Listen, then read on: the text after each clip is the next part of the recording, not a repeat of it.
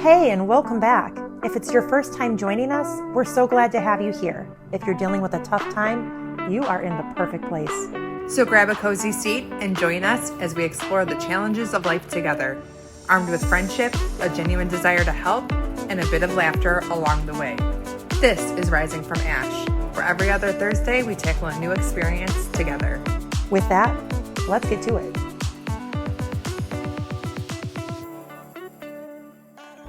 Hey everyone, welcome back.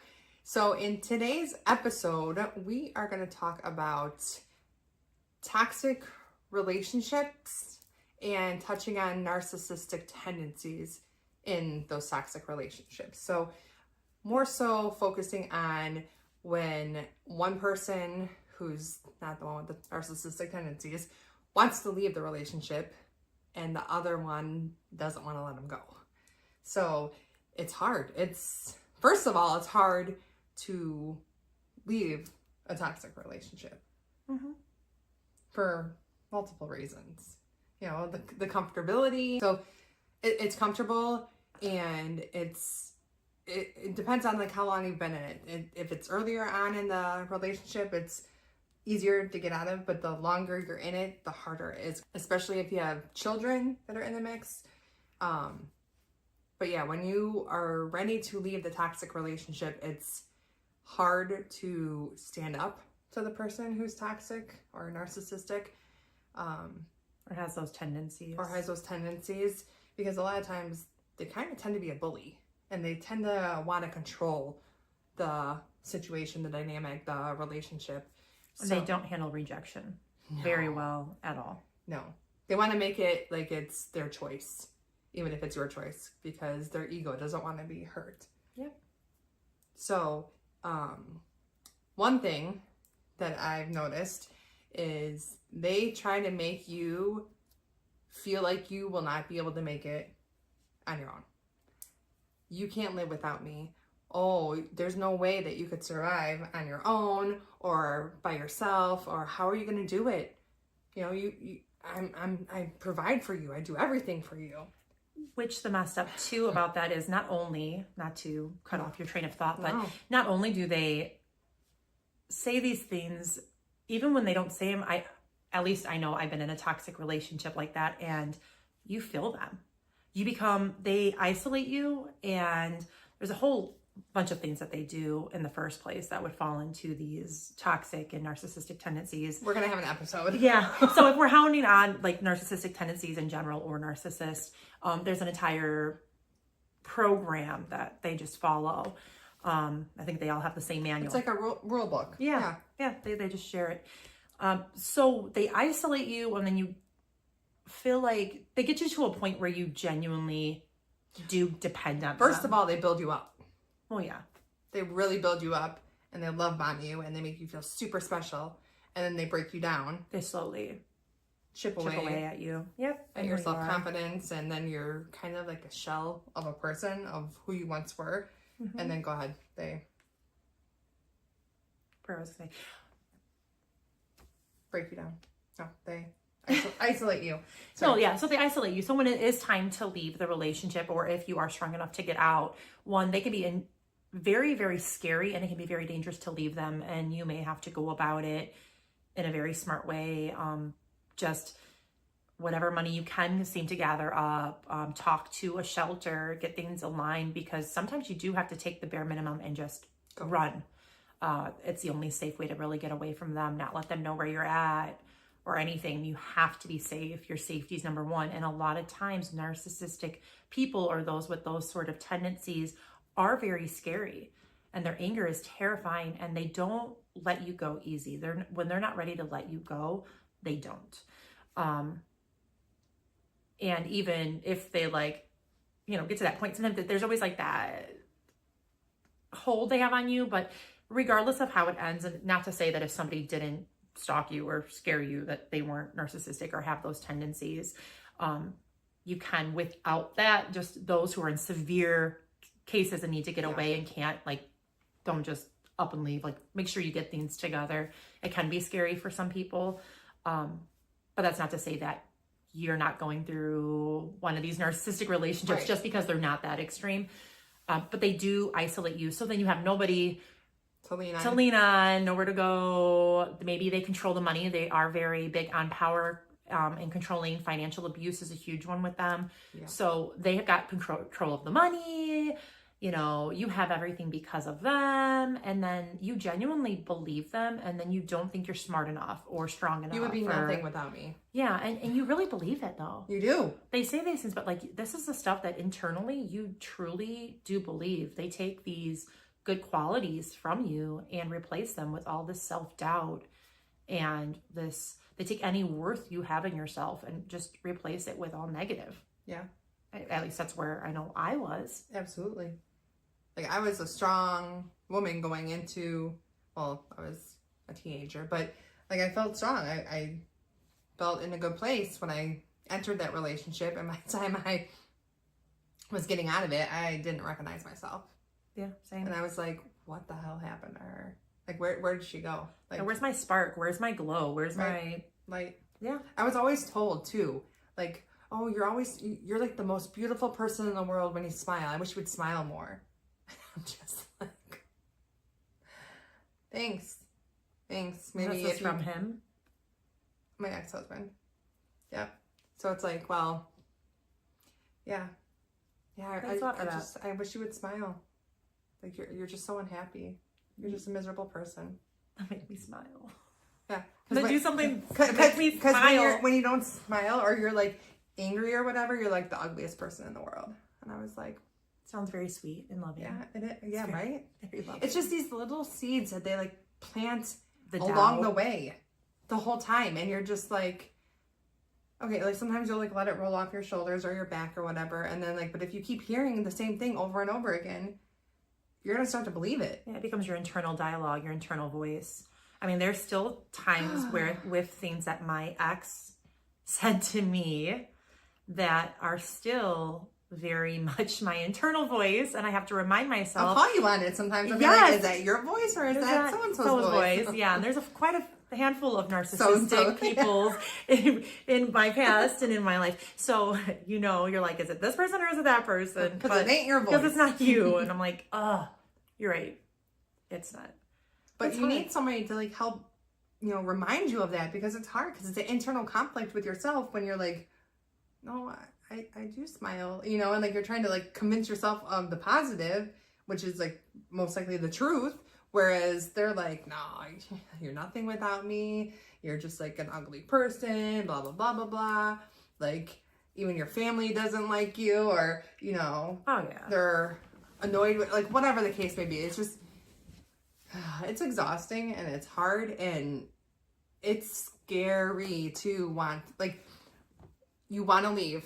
And this is like hopefully going to empower people, like our podcast, because we've both been in situations where it was very unhealthy, very toxic, and we chose to leave. And like I've said before, I left 5 times. Like the 5th time was the last time. And that wasn't even after I got divorced. I got together with him again after the divorce because the pull was so strong and the trauma bond was so strong. The codependency was so strong, and the want for my family to be together was so strong that I didn't want to like give up on that. But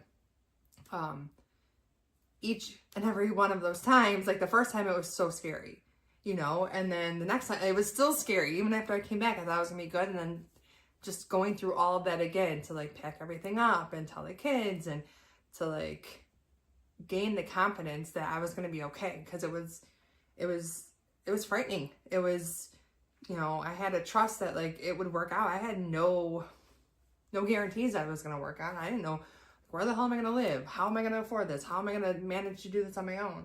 You know, and he kept like pointing out like, yeah, you're not gonna be able to do this on your own. You're not, you know, it was a manipulation tactic to try to get me to stay, because that served him more than me leaving served him. But yeah, he always tried to like, well, this is the last time, you know, like, if you come back, I'm not gonna take you back, blah, blah, blah, blah, blah. Or he'd always say like, oh, guess you got a bug up your ass again, and like, you need a change, so you're leaving me again. And I'm like, what are the manipulative? yeah. Yes, I needed a change, so I'm gonna just like bounce. No, I got tired of putting up with your fucking shit is what happened. So the manipulation, the narcissistic tendencies, they're different. I like to say toxic tendencies too. Yeah, the toxic. They 6'7". We say it enough, we'll kill it, and the kids will no longer say. Oh, they roll their eyes at me all the time. Stop it. But if there's so many different people that are narcissistic, there are so many toxic people out there, but they pull from the same playbook. Yeah. And it's not a rule book, it's a playbook is what it is. It's a playbook. Yeah. Like they may be different levels of it or whatever, but if you talk to different people who have been in a relationship with a toxic person, the stories are very similar. Yes. Like they're different, but they're similar enough where you're like, wow. And when I went through what I did, I felt very alone going through it, and I felt crazy, and I didn't even realize that he was toxic. I didn't realize a few people in my life actually were toxic until stepping away from the relationships and looking at them and seeing them for what they were and not what I was convinced they were. And when the trauma bond got weaker and I was able to see through it, because when you're in the middle of that trauma bond, it's so hard. And I mean, this could years, like decades. Yeah. To like get through. And I'm still doing a lot of healing from that, and that internal voice, and still trying to replace it with my own voice again and try to find that girl I was before, or who I should have always been, kind of thing. So it's who you are at your core. Yeah. They just kind of like uncovering her again, bringing her to the surface, bringing her out again.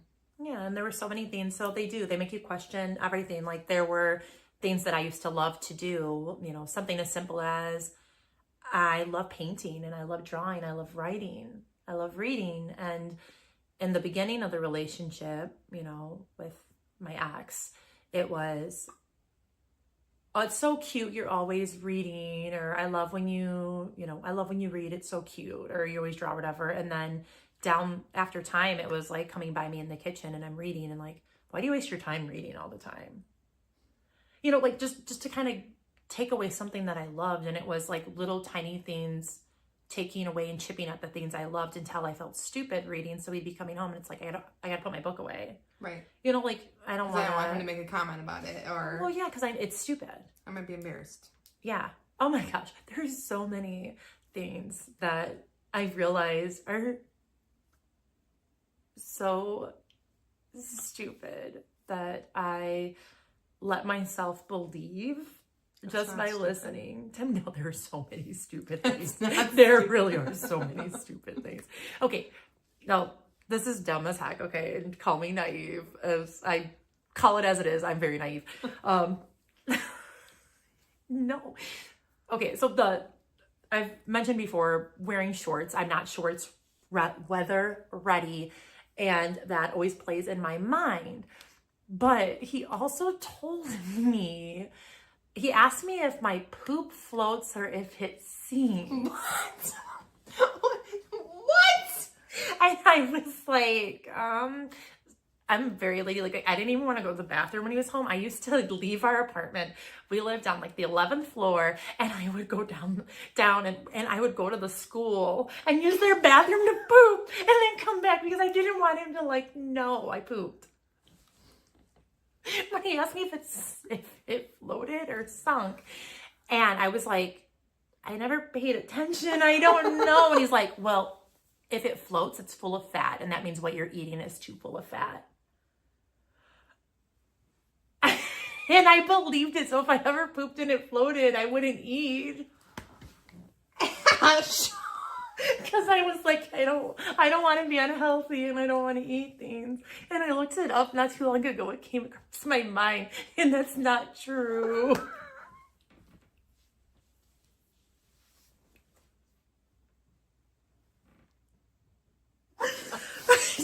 So the power he had over me, let me tell you. It's like, that's dumb. It's one of the dumbest things, but it's manipulation. He's so got in my head about everything. I didn't even question him. It's just like, Because why would he lie to me? Exactly. Why would you question And it's not like he him? was like checking my poop, like going to the bathroom. I mean, I was at the school anyway. Good luck finding the stall. But, you know, like... And they let you in the school? Oh, of course, of course. Nah, they didn't think anything of it. I just go to, like, walk in. I mean, it's a public place. They didn't like, what are you here for? No. I can't poop. No, it was like a community college. Oh, I would thought walk it in. was like an No, elementary school or I'd something. walk into the college and go to the bathroom and then go home. And when it was raining, I'd be like, oh no, like I didn't want to have to run across the road.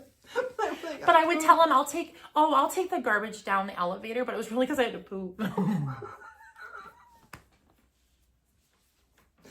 Oh. I'm so ladylike. You are more than I am. I was so embarrassed, but I didn't want to like ruin that image. But I also was very afraid, which tells you like I was very afraid with him because I felt like I had to be perfect. Yeah. So like I didn't want to poop around him. Right. Okay, we got that. And you know, like as far as eating well and like my makeup was always done, my hair was always done before he got home from work. I made sure that. What about the donuts? Oh yeah, yeah. I made sure everything was, you know, done before he got home and that the house was perfect because I thought I never felt, and this is a me issue, but it's what my sister says. It's not issue, that's an ish me. So this is an ish me.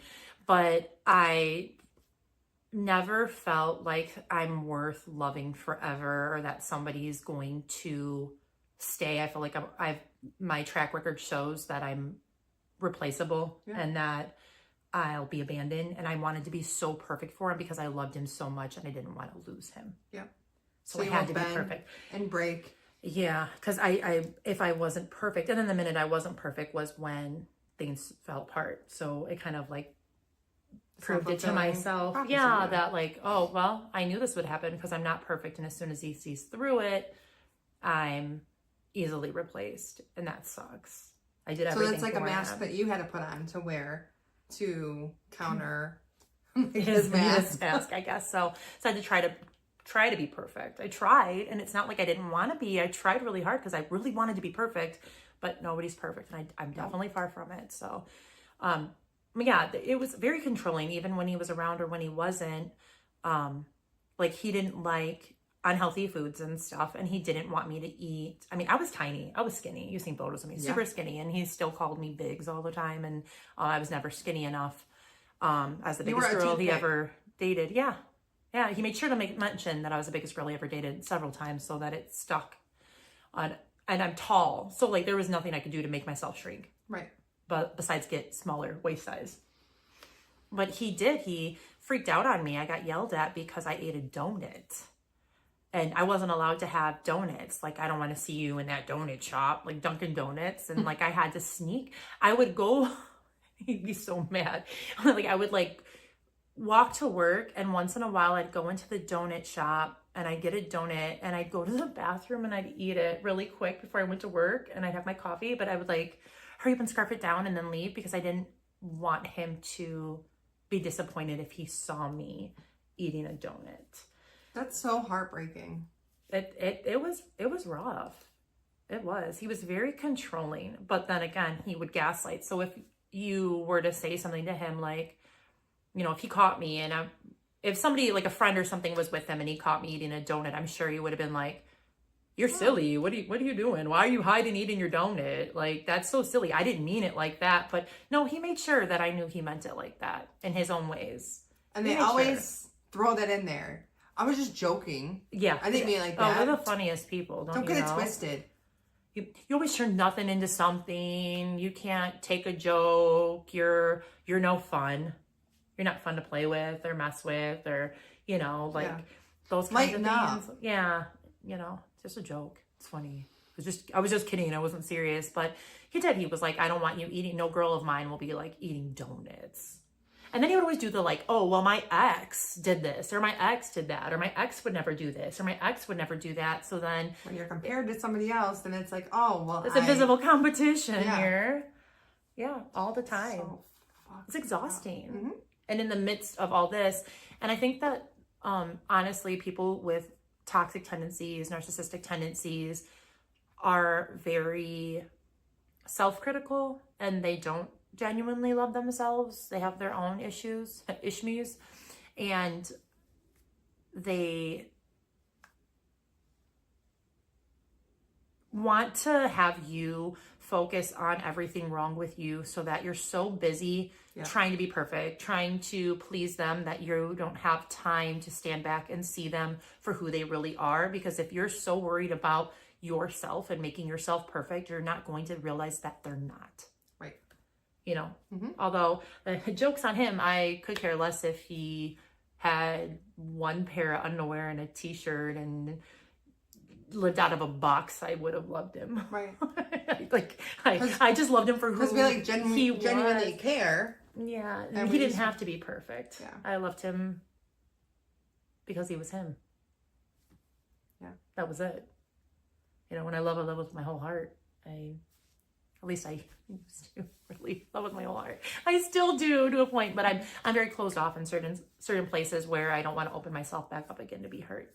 Understandable. But that's why I'm in therapy. I mean, it's understandable. It's hard to want to like completely open up and give full access. Yeah, when you're hurt, when you've been burned, you know, I said like dance by the fire and you get burned. You learn not to dance by the fire anymore. Or if you're like me, you dance by the fire and you're just a little bit further back, tiny bit back, hoping that you're not going to get burned again, only to like open yourself up to getting burned again. And then you're like, fuck. Yeah, I'm in there. I don't do that. I don't do that. I'm smart.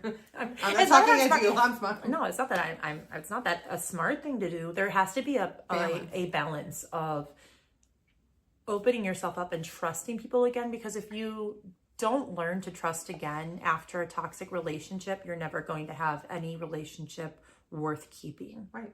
So you have to learn to trust. Right. The only way you're ever going to love is learning to trust. I think it's scary, but I'm coming to terms with I have to be willing to let somebody disappoint me, but being comfortable enough in myself and knowing I'm enough on my own, that if they do hurt me, I have enough self-respect and dignity and love for myself to walk away. Yeah.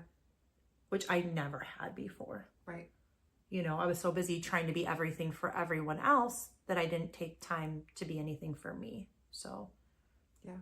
You know, and it's super important. It is. And it's not easy. Mm-mm. It's not easy at all. It's a very hard, bumpy road.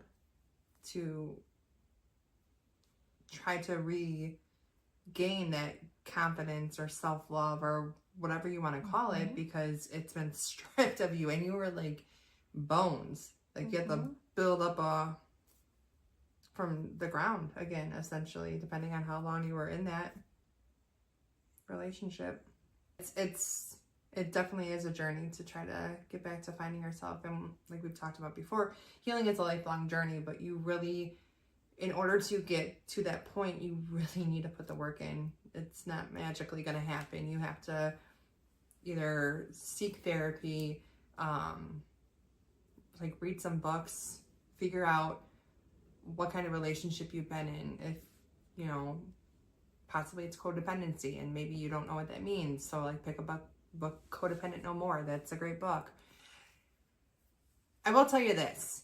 It feels so good when you feel yourself starting to come back to you. When you are recognizing yourself again and you're just like, damn, there she is. I missed her. I missed you. Yeah. I missed you. I missed you. I didn't realize I It's missed been you a so minute. much. It's been a minute since I've seen you. Yeah. And then the more love that you show yourself and give to yourself and more grace, the more you have to bloom into who you are. And yeah, you just need to pull the focus back into you, and it's not selfish. It's self-love. Yeah. Yeah. Self-love is not selfish. Yeah. And you have, I mean, to do things that are quote unquote selfish by Other people's standards is self-love, as long as you're doing it for you. It's okay to put yourself first sometimes. If you're doing it all the time, you may be narcissistic if you're always putting yourself first. I mean, Right. there's a balance to everything in life. But yeah, self-love is not selfish. Right. And I grew up thinking self-love was selfish. Right. And I And felt you like have it to was put wrong. everybody else first in order to be validated and worthy and Yeah. lovable. Yeah. So like you were saying earlier, where we started with this conversation was on getting out of that abusive or toxic relationship. And you stepped away from yours, which was very strong to be able to do that. I didn't necessarily in the beginning. I was discarded when I was pregnant. That's wonderful. Yeah. So I was discarded and cheated on during my pregnancy that I found out later. And it was the last thing for my mind because I loved him so much and did everything. And I felt like we were always together. So how did this even happen? You know, and then I felt dumb, but it's not, I'm not dumb. I know I'm not dumb. I was taken advantage of. Right. My kindness Was and my taken trust were as a taken weakness. advantage of. Yeah. So they were turned into a weakness. But yeah, so there was a time where after I had my child that their dad came back around and wanted to try us again, and I wasn't ready. I knew I couldn't trust him. But by that time I had a chance to sit back and think about the relationship, and I knew that it wasn't healthy. And if I did not have a child, I probably would have jumped back into a relationship with him. Really? Head first. Yeah. The fact that I had a kid, I was like, it's not fair. I can't do this. But kudos to you. Yeah. But he was, I mean, emotionally, mentally abusive as well as physically. And I barely got out of that relationship at one point with my life. So I would have been foolish to get back into a relationship with him at that time. Yeah. I think there were lines that were crossed that we couldn't go back from. And, you know, and I deserved more than that anyway. So, yeah. You know, I'd like to say it was a blessing in disguise, the fact of when he did originally discard me. And, you know, I was strong enough not to go back or beg him back or anything, but yeah. Yeah. But I didn't originally leave that relationship like you had left yours, which I don't even think I realized that I knew that it wasn't right, things that I was going through, but I learned Your love was blinding you. Yeah, and I learned he wouldn't have done this if I didn't do that. You were justifying I justified every action. I loved him so much, I justified every action. Every time he hurt me, well, I know. Well, if I wouldn't have done this. He capitalized on that. Yeah, if I took if I advantage didn't. of that. Mm-hmm. So. And why wouldn't he? I mean, he has everything. If I just have to manipulate you and you're going to stay and do everything for me. Why not? Yeah, had it good. Why not? It just sucks when you put your all into something and you truly love with your heart. And oh my gosh. it feels like they love you, but then it's really just a manipulation tactic, and they're using you because they're getting something out of it. Mm-hmm. I have a hard time thinking, and I think a lot of people have been in narcissistic relationships. Because they say, oh, they really don't know how to love. So I have a hard time believing, did he ever really love me? Or was this just another, conquest, another notch in the bedpost, another, whatever. Right. But part of me wants to believe that not everything was fake. I know at least my side, my love was real. I like to say that he went into it with the right intentions, that he had plans on loving me, but he just didn't know how to love the way I needed somebody to love me. Yeah. He didn't know how to love anybody outside more than himself. He didn't know how to put somebody else before himself. But did he really love himself though? Not really. Loved his mommy. His mommy, but like, I think that I do think he had, I think it helps me to believe that he did love me at one time in his own way. Right. And that it was such a facade, like he couldn't keep loving like that forever because it's not who he really was. Right. And also, I mean, they get bored, narcissists, and they get bored. They have everything, and then their ego gets the best of them, and they see this crack. It's like they find people who have something in them that they want, and then when they put them on a pedestal. So at some point in the relationship, I feel like he must have put me on a pedestal. And then when he started to realize I wasn't perfect and I couldn't live up to that standard, he had set the bar so high I couldn't live up to it. So then that became like I was replaceable because I didn't live up to that standard, and he wanted somebody who lived up to that standard. But the thing is, he always raises the bar higher and higher, and nobody's ever going to truly live up to that. It's just, you can't reach it. Yeah. So it's just when ego gets in their way, it kind of ruins everything. But not to say that there wasn't a lot that was ruined in the mix, which is a total different. I could go on forever, so I won't continue on that one. That relationship was quite the roller coaster in my life. Maybe we'll touch on it down the road. Down the road, we'll touch. We'll make a little glimpse down the dark memory lane. Yeah, a dark chapter in my life. I've closed the book on that one. Only I flip back now and again while I'm trying to heal. But like you said, that they love themselves more than they love you. You know, like that, like you. I think it's fake love for themselves because they are so insecure with themselves that they're trying to convince themselves that they're good enough, that, you know, they're worthy and deserving of love, that they matter. So they'll put on this facade like, oh yeah, like look in the mirror and be like, damn, I look good, or whatever the case may be. But they're really trying to convince themselves of that because they do not believe that at all. Yeah, they look for a lot of validation. He was very validation seeking, maybe subconsciously without even realizing. But I do think there were times where his ego took over, very egocentric. Yeah. And there were times where ego took over. And when ego was in play, he loved himself. When ego was at play. Okay.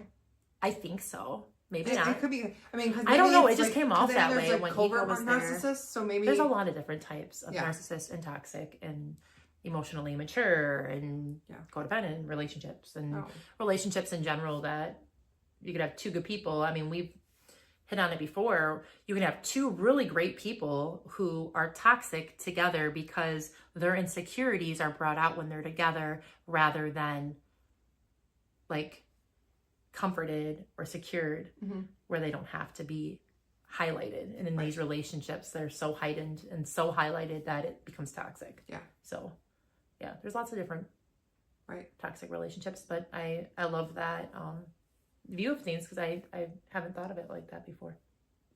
Yeah.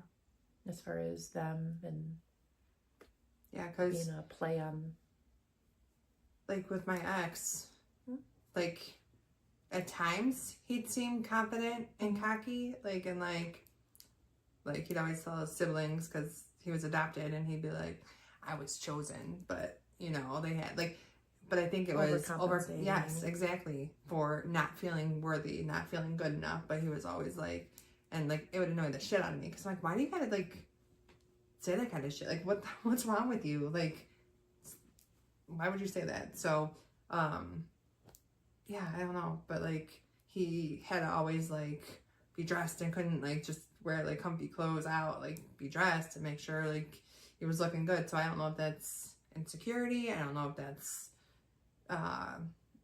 egotistic, you know, like confident. I don't think it's really confident. I don't know. I'm not in the head of a I don't know I don't know how their brain works. I'd have to look more into it. I'm not quite sure. I'll look it up. I'm very curious. Yeah, I'll do some more research because I don't like to lie. I'll do some research and these are just my opinions and my thoughts. Like, I don't know. Same. I don't have all the answers. I don't know. I just know that it was unhealthy. And when I got out of the relationship, I felt so stripped of everything. And it was so scary. And I remember just like, I mean, I was messed up. I mean, I was pregnant on top of it, so I was emotional. But I mean, I remember driving the wrong way down one-way roads, like just because I was crying and I couldn't see and having to pull over, like in somebody's driveway. Like I was a mess. I thought I was going to die of heartbreak. Like I just sobbed and sobbed and sobbed and sobbed. Bought a bottle of his cologne so I could spray it on my pillow because I just couldn't sleep. It was bad. It was so bad. But, you know, young me. I'm sorry. Sorry you went through that. You know, but because I did. I left hard. But yeah, it was hard. You have everything stripped away from you. And it's hard when you love hard and that's all you know how to do. Like, I don't love half-assed. I love full all in or I'm all out. Right. And I'm not doing in between. That's why, you know, that's where it gets muddy. So I always said, I don't want to get into a relationship. I'm not looking for one. If it happens, I'm not opposed, but I'm definitely not looking for one. I'm good. You know, I was always big on that because I didn't want to throw my heart out there again, you know. And yeah, and I'm the opposite. I'll throw it out there again and hopefully it doesn't get hurt. Oh, it got crushed again. Dang it. But yeah, now I'm a little bit older, learned some things along the way, and I've been doing some like self-reflection and healing, and now it's time to go about things differently moving forward. Yeah, same. Stay guarded a little bit. A little bit. I mean, don't be as guarded as me, but be guarded for sure. I'm learning how to slowly let my guard down. I mean, Mike's a saint for dealing with it and letting me slowly let my guard down. And, you know, gosh, years of just chipping away. One day she'll let me in. You know, the patience of a saint, I tell you. But it is. It's hard. Yeah. It really is. But you don't know who you are. You get out of these relationships and then it's just rebuilding yourself back up again. And like you said, realizing who you are and what you love and all that stuff. Because you lose that along the way. When you're trying to please them so much, you kind of, what's that song? I Miss Me More, right? Yeah, I Miss Me More. Like, I wasn't... Seen it. Huh? No, oh, sing it. I thought you said like I've seen it. No, seen it. No, la, no, la, la. Absolutely not. Yeah, but it's talking about absolutely. like I couldn't wear high heel shoes because I couldn't be taller than you. I couldn't wear my red lipstick. I lost all my friends. I legitimately was not allowed to wear high heel shoes because then I You would would be have been taller than him. So I wasn't allowed to wear high heel shoes. That was another rule. Like all this all my albums were hidden in the back of my closet because you didn't like them. But now that like you're gone, I'm pulling that stuff. Yeah, he didn't like the he didn't like my music. He didn't like, so I stopped listening to certain things. I love rock, you know, and it was one of those things I finally have started pulling out my old, I call it my emo music, you know, a little rock. I'm like, yeah, here we go again. Like I've missed this, you know, I'm jamming out. I'm singing when I drive. I got my old jams on. But yeah, exactly. Right. You lose those things because you're too busy focused on trying to please them and what's going to make them happy, that you put all your, you know, hobbies and likes and whatever to the side, that like once you start like trying to heal, start getting back to those things, and that will help bring you back faster than not. Yeah, and give yourself grace and realize that there's nothing you could have said or done differently that would have changed things. They are who they are.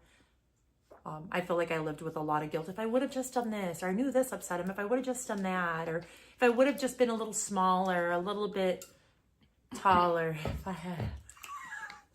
I love it when you got... Is that song? Yeah. No. Wait. If I a little bit, it's a baller. I wish I was. If I had a girl, I would call her. Yeah, I can't think of the words. Yeah, exactly. And I got you to sing. It's called I Wish. Got you to sing. It's not really singing. It's got more talking, but whatever. Yeah, but no, but it was always, if I were this, that, the other, if I would have fit in this box, he would have loved me. If you were somebody completely different, he would have loved me. If I were different, yay. Weird. And I don't want to. I'd rather be authentically me and loved for who I am than try to be somebody for someone else. And it's not that for somebody you're not. You're different. You are. And it's not that I wasn't even being genuinely myself, but I was trying to, at the same time, be me, but then be what he wanted. Yes. Does that make sense? Yeah. Because it wasn't like I completely lost myself. Like my heart and who I am was me. Right. I was very much me. I was very much present that whole relationship, and that's why it hurt so bad when things happened. But you weren't being fully you, because if you were, then you would be accepted. I was diminishing myself. I was dimming your light. My light. Yeah, for him. Absolutely. Because if you were being authentically you, you would have eaten the donuts. You would have pooped in the house. You would have pooped in the house. You would have pooped. But it's true. If I was authentically me, I would have ate the donut and pooped in the house. Oh. I would have though, but I was like, you know, I wanted to make sure I was like perfect, and there's no such thing, whatever. But I'd rather be imperfectly me and somebody to accept me for who I am in my good and my bad. And I am goofy. Yeah, same. Yeah, you know, I'm goofball. I'm loud. I talk a lot.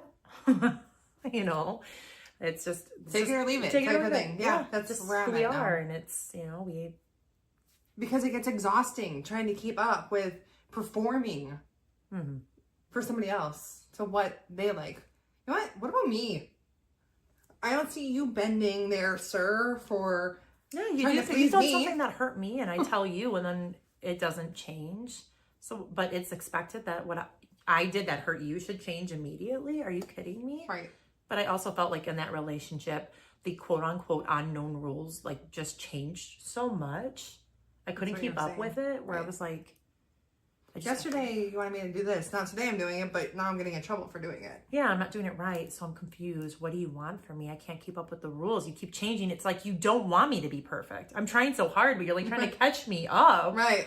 Man, if you don't love me, just say it. You're sabotaging it. Just let me go. You could have let me go easier. You didn't have to drag me through the dirt and the rocks and the fire and everything else on the way. You pushed me down the step. You know, you didn't have to take me through the hell and back. You could have just like ended things amicably, like a freaking grown-up does. And he was several years older than me, so I had so much faith and trust in him. You know? Yeah. But I assumed this is how a relationship works. He's had them. I've never had a serious relationship. So for me, it was like, oh, okay. You're kind of like teaching me the ropes. You're teaching me the ropes. I don't know what I'm doing. I'm sorry, I can't be perfect, but I don't know what this is supposed to look like. And I can't compare it to anything healthy from my past. So this is it for me. So you're leading and I'm following, but it's hurting me. Yeah. It's like, okay. It's like you're leading me and I'm following, but you're standing comfortably on the sidewalk and I'm walking in the glass next to the sidewalk. Like, but I don't realize it. Am I doing it right? Am I doing it right? Yeah, and I'm too blind to look down and realize I'm stepping on glass and you're safe. Right. Like the entire relationship. Sacrificing myself for you. And then I look back at the end of the relationship and I see all the blood and it's on only your one-sided. And I'm like, dang, I literally gave myself for you, and you were unscathed. Bitch. Yeah, and you were unscathed the entire time. Yeah. So it's eye-opening. It is. It's crazy. Crazy. And then you need to give yourself grace once you get to that point and you realize that, because it is hard to not beat yourself up. And like the last episode, be angry at yourself. Mm-hmm. You know? Yeah, it is. You have to give yourself grace because there was nothing you could have said, nothing you could have done. You weren't too much anything. Maybe they weren't enough. You know, you're not too little anything. Like you're perfectly imperfect the way you are, and you don't need to fit into anybody's box and perform to prove that. Yeah. Like it's exhausting. Don't do that. No, give yourself grace and know that you did the best with what you could and what you knew at the time. Mm-hmm. And a big thing, I know I looked back and I blamed myself and I felt not only stupid, but I blamed myself like, you feel responsible. You idiot. Like, how could you have done this? Like, I was like mad at myself, you know, but I don't think that gets you anywhere, being angry at yourself and wasting so much energy on being upset with yourself and mad at yourself. It's not changing anything. You can't change anything. Yeah, because I went into that relationship and I was very strong going, I would never be that girl. Oh, I dare somebody to do that to me. Oh, how do girls do that? Right. How do guys do that? Why would you There's put up guys with in that? relationships like that too. Why would you put up with that? Yeah, why would you just freaking leave? Just leave. Ugh, how hard is it? Just leave. Just walk out the door. It's so much easier to say than do. It's like all these people, like I was the best mom before I was one. Girl, same. I had the best advice. Oh, shit. Let me tell you what I'll do with my kids. That went out the window. Yeah, mine are organic. Only children. Not saying anything against people who... No, not. I'm just saying me, like, oh, it's going to be like this. It's going to be perfect and everything's going to go great and they're only going to eat organic and they're always going to go to bed on time and they're always, I mean... more power to you. Cloth diapers and all, the whole nine. You know, and then you had the padding them. And I dare my kid wouldn't even ever talk to me like that because they're going to respect me so much. Okay, and then you have kids and you're like, oh my gosh, they're exhausting. Yes, you can go on the tablet if you just give me 5 minutes of quiet. Can I please go to the bathroom by myself? Yeah, I get little fingers under the door. All the time. I just hear, Mom! And I'm like, just give me a minute. Like, oh my gosh. I mean, say, can't I go potty in peace? Right? Nope. Privacy, come on, please. I'm like, I'm about to run the shower and sit on the floor just for a minute. And not even on the shower floor. I mean, I'm sitting on the bathroom floor while the shower runs like, oh my gosh. Because if I sit by the toilet, they're going to see my feet under the door. No, I'm not in there, so I got to hide. Like, put your feet on the toilet and just like hug your knees. Please give me a minute.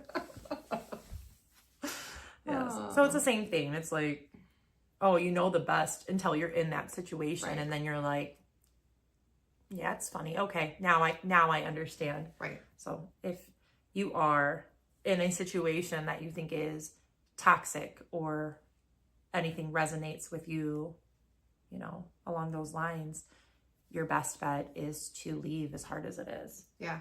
But like Ash said, get your ducks in a row. Get your things in order before. Especially if they're aggressive or financially controlling. Mm-hmm.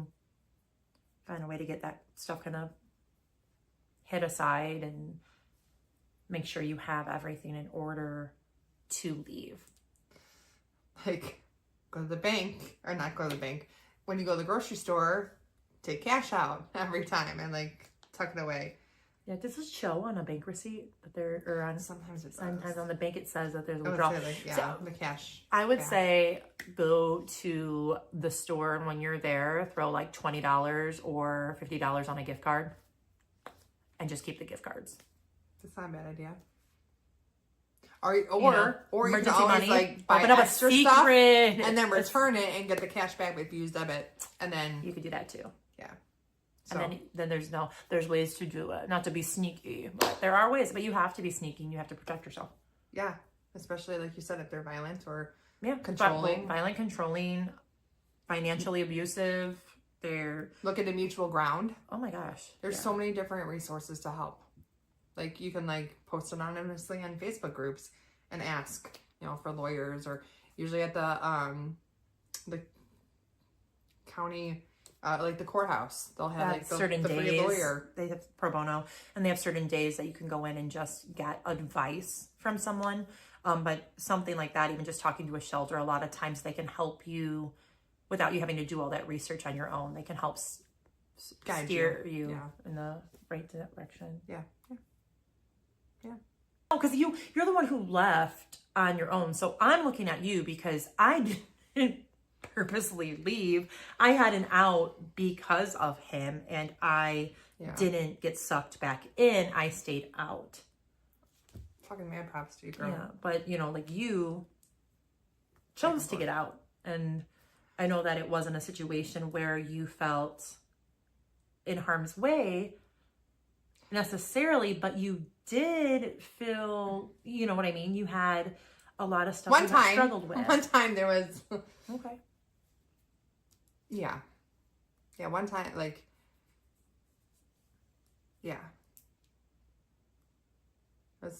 I went to the courthouse to see about getting an order of protection, but then they said that it's just a piece of paper and it's only good for like 24 or 48 hours or something like that, and they're like, it's just gonna piss them off more possibly, so it's like, it's up to you, we'll do it for you, but that's a great point. There's nothing that's really keeping him from staying far away from you. Well, you see that all the time too, and it's scary that that's a amazing point, because some people will just be like, we'll just get order of protection or whatever, and a lot of times, you know, as great as that is, not every case, it's not like a one case fits all type of situation. No.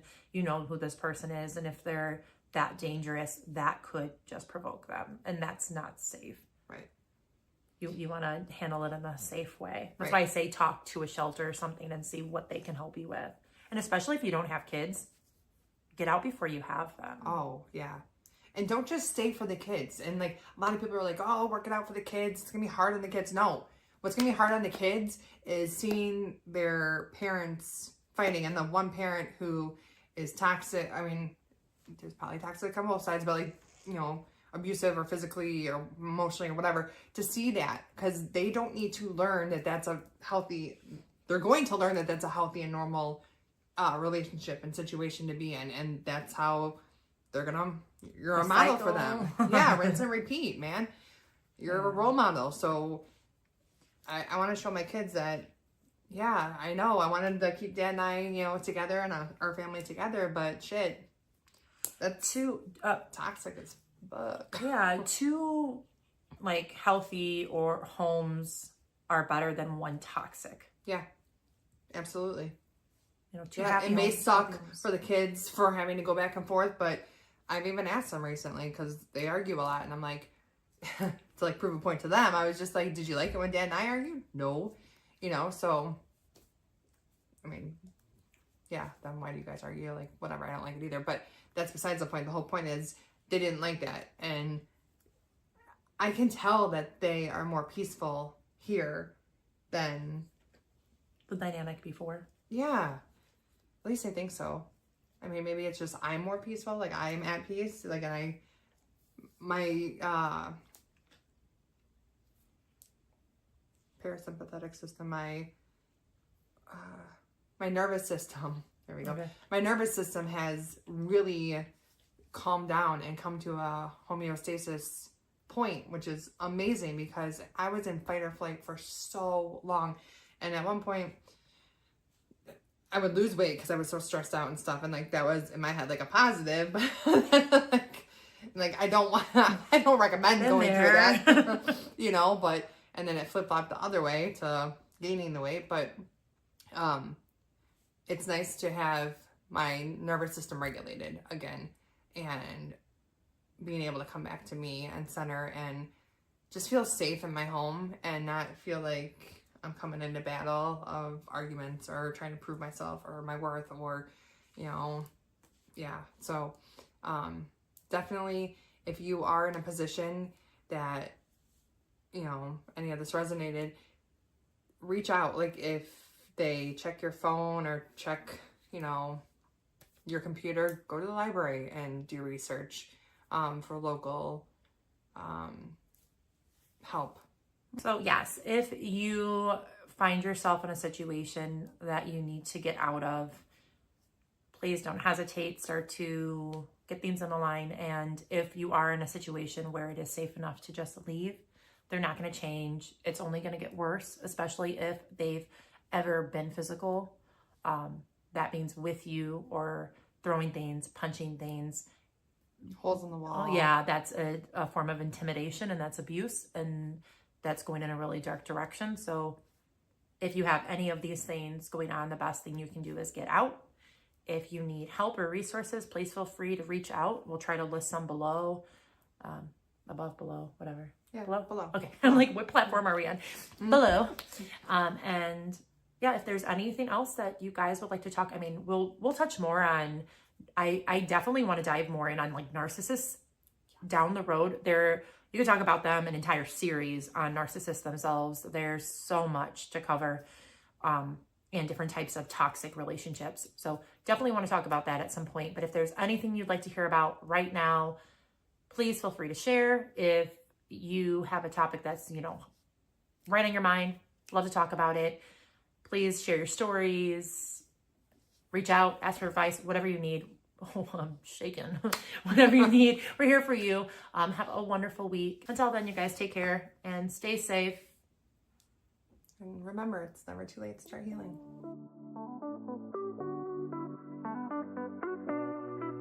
We really appreciate you spending your time with us today.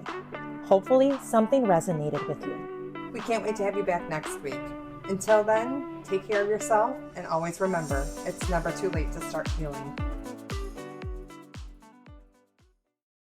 Just a friendly reminder, we are not professionals. If you or someone you know needs help, we encourage you to check out the professional services we have linked below.